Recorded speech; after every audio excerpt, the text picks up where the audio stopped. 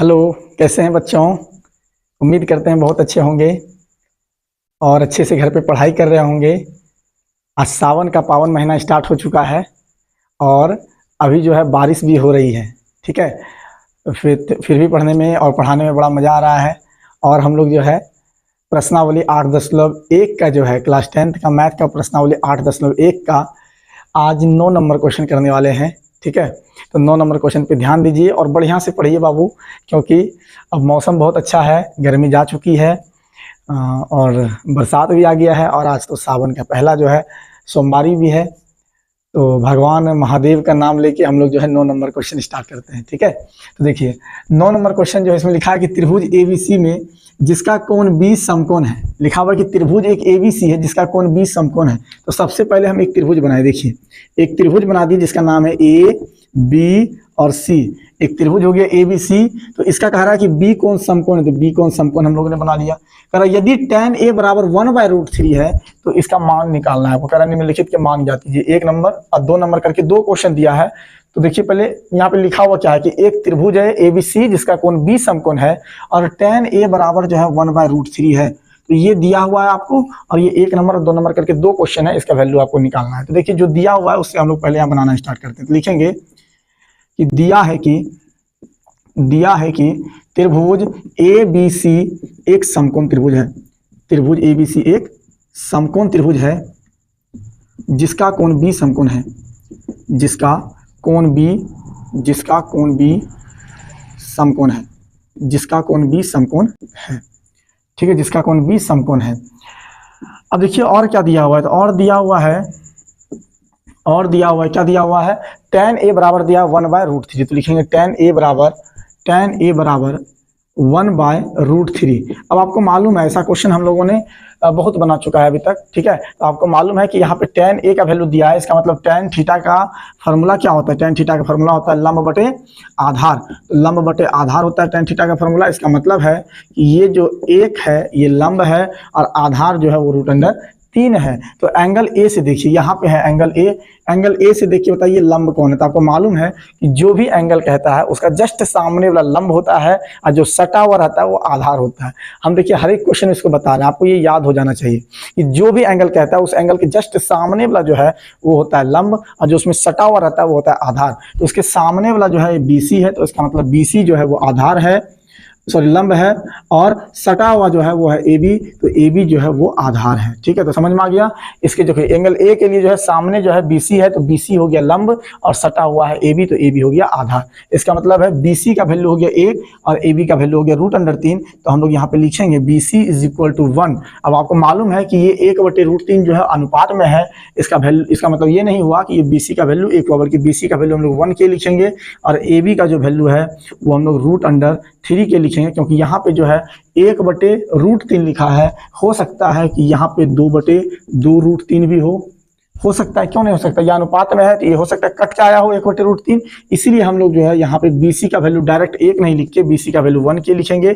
AB का value direct √3 ना लिख के AB का वैल्यू √3 के लिखेंगे। ठीक है, तो बच क्या गया, तो बच गया यहाँ पे AC, तो AC = हो गया वाट।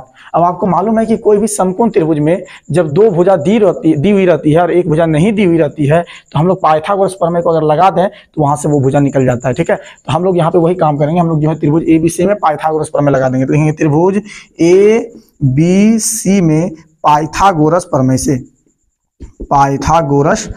से। तो आपको मालूम है पाइथागोरस प्रमेय जो है वो होता है कर्ण का स्क्वायर बराबर लंब का स्क्वायर और जोड़ आधार का स्क्वायर। ठीक है, तो ये होता है पाइथागोरस प्रमेय। अब वहां देखिए आप, तो कर्ण जो है ये AC को कर्ण कहते हैं, तो कर्ण हो गया AC। ये हो जाएगा AC का स्क्वायर बराबर लंब का स्क्वायर। तो लंब जो है आप चाहिए तो AB या BC दोनों में से कुछ भी ले सकते हैं, कोई दिक्कत यहाँ पे नहीं है। तो यहाँ पे जो है लंब हो गया AB का स्क्वायर और प्लस आधार जो है वो हो गया BC का स्क्वायर। तो इस तरह से आप देखिए, अगर तो AC तो दिया हुआ है नहीं, तो AC की जगह पे AC ही रहेगा। और फिर ये AB, तो AB का वैल्यू है √3 के, हो जाएगा √3 का होल स्क्वायर और प्लस BC का स्क्वायर, तो BC का वैल्यू है 1 के, ये हो गया 1 का होल स्क्वायर। तो इस तरह से जो है AC का स्क्वायर बराबर हो गया √3 का स्क्वायर जब कीजिएगा तो ये होगा 3 और K का स्क्वायर होगा K स्क्वायर। उसके बाद 1 का स्क्वायर होगा 1 और K का स्क्वायर होगा K स्क्वायर। ठीक है, स्क्वायर मतलब समझ में आ ही जाता है आपको। ये √3 का स्क्वायर हो गया 3 और K का स्क्वायर K, 1 का स्क्वायर हुआ 1 और K का स्क्वायर K स्क्वायर। तो ये हो गया AC का होल स्क्वायर बराबर देखिए 3K square plus 1K square, ये हो जाएगा 4K स्क्वायर। अब देखिए यहाँ पे स्क्वायर उधर जाएगा तो रूट हो जाएगा। इस तरह से AC इज इक्वल टू हो गया √4K स्क्वायर। तो इस तरह से AC बराबर निकल गया 4 का वर्गमूल होता है 2 और K स्क्वायर का वर्गमूल होता है K। तो इस तरह से AC बराबर निकल गया कितना 2K। AC is equal to कितना निकल गया 2K और AB का वैल्यू तो दिया हुआ है ही, AB का वैल्यू है √3K, तो AB बराबर हो गया √3K। अब BC का वैल्यू है 1K, ये हो गया 1K। तो देखिए इस तरह से जो है ये समकोण त्रिभुज ABC का जो है तीनों का तीनों भुजा आ गया। तो जब तीनों भुजा आ गया है तो अब जो है ये 1 नंबर और 2 नंबर में हमको क्या करना है, वैल्यू निकालना है। तो वैल्यू 1 नंबर 2 नंबर आराम से निकाल लेंगे। तो देखिए वैल्यू क्या क्या निकालना है, आप देखिए तो वैल्यू में साइन A है, साइन C है, कॉस A है, कॉस C है। यहाँ भी देखिए तो कॉस A है, कॉस C है, साइन A है, साइन C है। तो हम लोग क्या करते हैं पहले ये सब निकाल लेते हैं, साइन A साइन C और कॉस A कॉस C, ये निकाल लेते हैं, तब 1 नंबर और 2 नंबर क्वेश्चन को सॉल्व हो जाएगा आराम से, है ना। तो हम लोग जो है निकालते हैं, इसको लिखेंगे। अब पहले हम लोग निकालते हैं साइन A, तो साइन A निकालते हैं, फिर हम लोग निकालेंगे साइन C, उसके बाद हम लोग निकालेंगे कॉस A, उसके बाद हम लोग निकालेंगे कॉस C। तो इतना पहले हम लोग निकाल लेते हैं, तब 1 नंबर और 2 नंबर क्वेश्चन को सॉल्व करेंगे। तो साइन थीटा बराबर आपको फॉर्मूला मालूम होगा, साइन थीटा बराबर होता है लंब बटे कर्ण। क्या होता है, लंब बटे कर्ण होता है। तो एंगल है A, तो A से देखिए बताइए कि लंब कौन होगा। एंगल पे ध्यान दीजिएगा, एंगल A है तो लंब हो गया BC और कर्ण हो गया AC। ठीक है, तो BC का वैल्यू है 1K और AC का वैल्यू है 2K, K कट गया, ये हो गया 1/2। ठीक है, उसके बाद साइन C, तो एंगल C से देखिए, इस बार एंगल C से देखिए बताइए कि लंब कौन है। तो लंब जो है यहाँ पे देखिए फॉर्मूला होता है लंब बटे कर्ण, साइन थीटा बराबर फॉर्मूला हो गया लंब बटे कर्ण। तो C से देखिए, एंगल C से, तो C से देखेंगे तो लंब हो जाएगा AB, तो लंब हो गया AB और कर्ण हो गया AC, तो कर्ण हो गया AC। AB का वैल्यू हो गया √3K और AC का वैल्यू हो गया 2K, तो K और K कट जाएगा, ये हो जाएगा √3/2। उसी तरह से हम लोग निकालते हैं कॉस A, फॉर्मूला होता है कॉस थीटा का आधार बटे कर्ण। तो एंगल A है तो A से जरा सा देखिए, A से जब निकालेंगे तो लंब जो है, सॉरी आधार जो है वो हो जाएगा AB, तो आधार हो गया AB और कर्ण जो है वो हो जाएगा AC। तो AB का वैल्यू हो गया √3K और AC का वैल्यू जो है वो हो गया 2K, तो K और K कट गया, ये हो गया √3/2। उसके बाद निकालते हैं फिर कॉस C हम लोग, तो फार्मूला तो वही रहेगा, फार्मूला आधार बटे कर्ण होता है तो फार्मूला वही रहता है।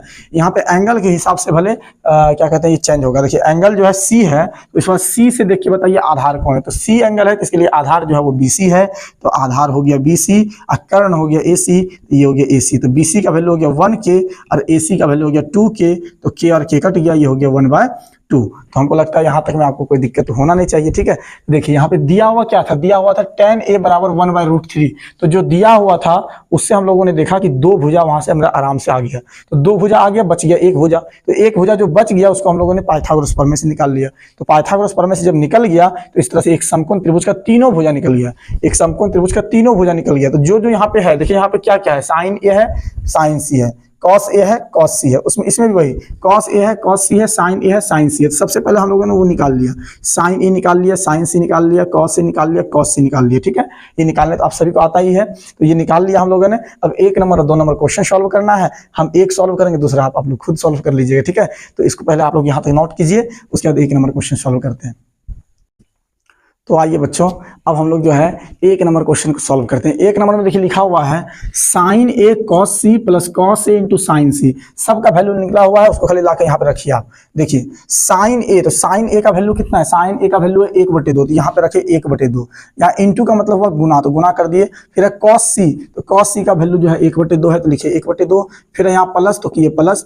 फिर है cos A, तो cos A का वैल्यू देखिए आप निकला है √3/2, तो यहाँ पे रखे √3/2 और फिर यहाँ इंटू है, तो इंटू मतलब गुना होता है। फिर एक साइन C, तो साइन C का वैल्यू है √3/2, तो ये हो गया √3/2। अब इसको आप सॉल्व कीजिए। देखिए यहाँ देखिए सबका वैल्यू वहां से हम लोगों ने जो निकाला था उसको रख दिया, अब खाली बस सॉल्व करना है, आंसर आ जाएगा। देखिए 1 गुना 1 हुआ 1 और 2 दूनी हो गया 4 और प्लस √3 गुना √3 हो जाएगा 3 और 2 दूनी हो जाएगा 4। तो 4 का आपको मालूम है कि एलसीएम होता है 4, तो ये हो गया 1 + 3 बराबर ये हो गया 4/4 और ये 4 कट गया, ये हो गया कितना वैल्यू 1 हो गया, ठीक है।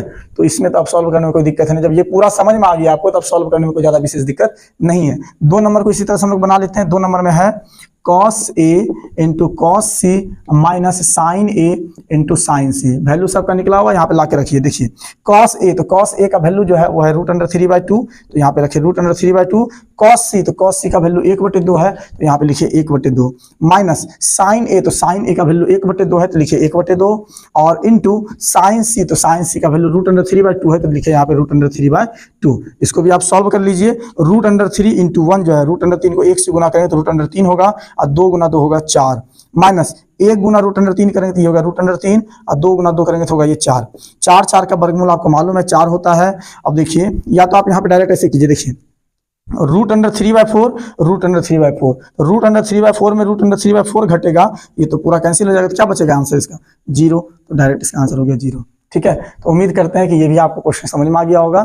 ठीक है, तो आप इसको नोट कर लीजिए और आप अपने भाई बंधु के पास जरूर ये वीडियो को शेयर कीजिए। ठीक है, आप जितना इस वीडियो को शेयर करेंगे बाबू उतना ही जो है जरूरतमंद लोगों का जो है भला हो सकेगा। ठीक है, तो आप इस वीडियो को जरूर शेयर कर दीजिए जो लोगों को जरूरत है। ठीक है, धन्यवाद।